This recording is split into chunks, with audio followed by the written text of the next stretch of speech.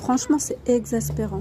Dès que quelqu'un a un problème de résistance à l'insuline ou de prédiabète, on lui propose directement un médicament. Mais ça va pas. On regarde même pas son hygiène de vie. Est-ce qu'elle fait du sport? Est-ce qu'elle dort bien? Ce qu'elle mange, c'est directement un médicament. Mais c'est quoi cette histoire? Alors que c'est très très faisable de revenir en arrière et encore assez facilement en recadrant vraiment l'alimentation, le mouvement, le sport, marche, le mental, tout ça, c'est évidemment facile, je vous le garantis. Bien sûr, il y a des changements et faut être soutenu. D'ailleurs, plusieurs femmes que j'accompagne sont passées par la résistance à l'insuline avec vraiment des gros problèmes de santé, des prises de poids aussi, problèmes du sommeil, ça jouait sur le mental, etc. Elles ont commencé petit à petit à changer leur hygiène de vie. Je les ai bien sûr accompagnées, soutenues, parce que les changements ne sont pas toujours évidents, mais elles y arrivent.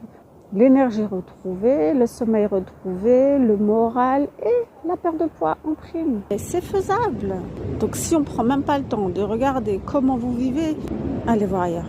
Alors évidemment, certaines personnes seront bien contentes d'avoir une pilule magique qui va soi-disant régler tous les problèmes.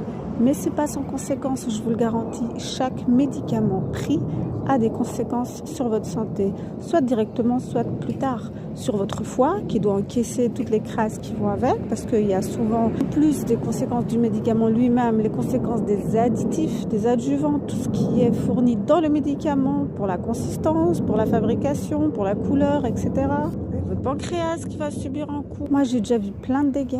Donc avant de prendre quoi que ce soit, lisez les compositions, renseignez-vous ailleurs, regardez ce que vous pouvez faire, posez des questions, tous les côtés que vous pouvez. Et j'en suis la preuve vivante, résistance à l'insuline jusqu'au diabète de type 2, on change l'hygiène de vie et ça va beaucoup mieux, je vis normalement. Mais bien entendu, si je fais un pas de côté, rebelote, je me sens à nouveau pas bien et je vais vite avancer vers ce chemin-là.